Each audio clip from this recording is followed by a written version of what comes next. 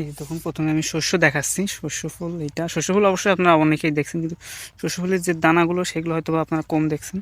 এই যে শস্য ফুলের সাধারণত হয় ছোট থেকে আস্তে আস্তে ফুল থেকে ছোট ছোট করে ফল বের হয় এবং আস্তে আস্তে করে ফুলটা ছোট হয়ে যায় এবং উপর দিকের যে দানাটা থাকে এটা আস্তে আস্তে ছোট হয়ে যায়। নিচের নিচের যেটা থাকে একদম নিচে, এটা এই নিচেরটা একটু মোটা থাকে এবং পরিপূর্ণ থাকে, এবং উপরের যেটা থাকে এটা চিকন থাকে এবং অনেক পাতলা হয় সাধারণতভাবে।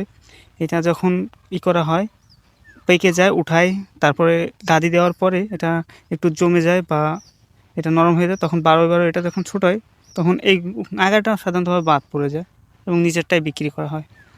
এবং বুট সিম, বুট সিম, সিমের ফুল এই যে আপনারা দেখতে পাচ্ছেন, এটা বুট সিম। এর ভিতরে একদম ছোট যে কড়িটা দেখা যাচ্ছে ওর ভিতর সিম, ওর ভিতর থেকে সিম বের হবে। চারটা থেকে বা তিনটা পর্দা বের হওয়ার পর তারপর ভিতর থেকে সিম বের হয়। আর এই সিমটা আমি দেখাচ্ছি, এই সিমটা এই যে একটা সিম দেখা যাচ্ছে, আমি এটা ছিঁড়ে দেখাচ্ছি ভিতরে কেমন।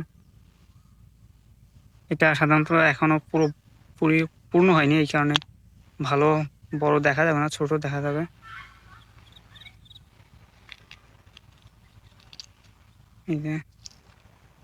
এই যে সিম একদম পরিপূর্ণ হয়নি, তবে পরিপূর্ণ হওয়ার পর হতে হয়তো বা আর 15-20 দিন পরেই হয়ে যাবে। এই যে পুরো ক্ষেত, সম্পূর্ণ ক্ষেতটাই কিছুদিন পরেই ছেঁড়া হবে।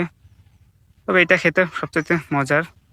কিছু কিছু ফুল লালচে আছে, এই যে আপনি দেখতে পাচ্ছেন, এই যে লালচে ফুল। তবে সিম একই, সবগুলো সিম একই সিম। তো আপনারা যদি এই ইনফরমেশনগুলো আগে না জেনে থাকেন তাহলে কমেন্টে জানাবেন, এবং জেনে থাকলেও জানাবেন।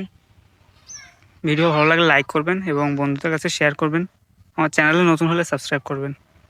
Thank you.